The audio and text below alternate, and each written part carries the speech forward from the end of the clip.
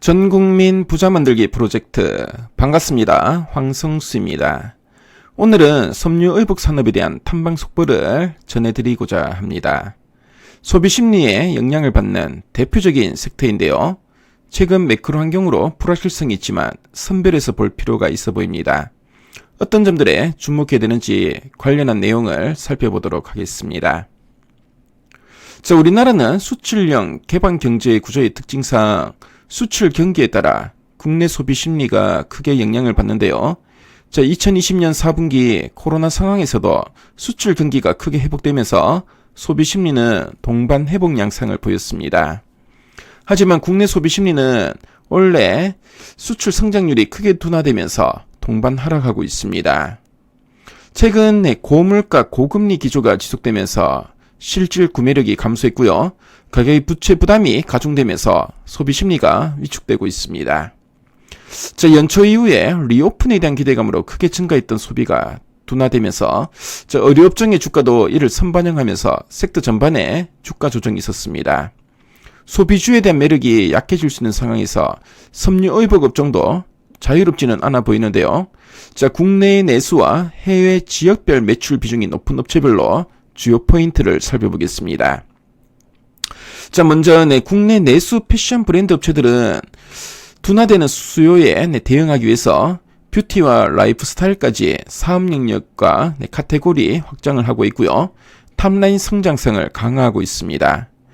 이는 장기적인 관점에서 실적 성장 모멘텀을 강화해준다는 측면에서 필수적인데요. 하지만 단기적으로는 비용 부담이 수반된다는 점을 감안할 필요가 있어 보입니다.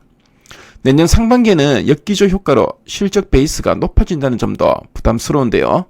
내수 패션 브랜드 업체들의 주가는 향후 국내 업황과 소비 심리가 개선되면서 점진적인 회복세가 나타날 것으로 보여집니다.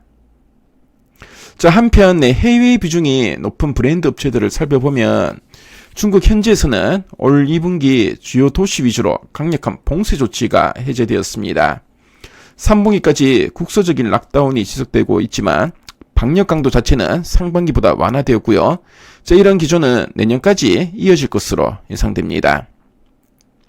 한국에서도 올 상반기 방역 완화 이후에 의류 소비가 크게 증가했던 경험이 있기 때문에 현지 방역 기조가 완화될 경우에 중국 비중이 높은 업체인 F&F, 휠러 홀딩스 등의 수혜가 좀 예상되고 있습니다. 아울러 미국에서는 CPI 발표 이후에 현지 인플레이션이 점차 둔화되고 있다는 기대감이 확대되고 있습니다. 의류 카테고리의 경우에 재고 소진을 위한 공격적인 프로모션이 지속되고 있는데요. 전반적인 소비와 투자 심리 개선 측면에서 실적 모멘텀에도 불구하고 과도하게 주가를 조정받았던 OEM 업체들의 재조명이 가능할 것으로 보여집니다. 상대적으로 볼 때 국내보다는 해외 비중이 높은 브랜드 업체와 OEM 업체들이 현재 구간에서는 매력적이라고 판단되는데요. 특히 F&F, 휠더 홀딩스와 영업무역, 한세실업 등에 대한 관심이 필요해 보입니다. 지금까지 여러분들의 주식지킴이 황성수였습니다.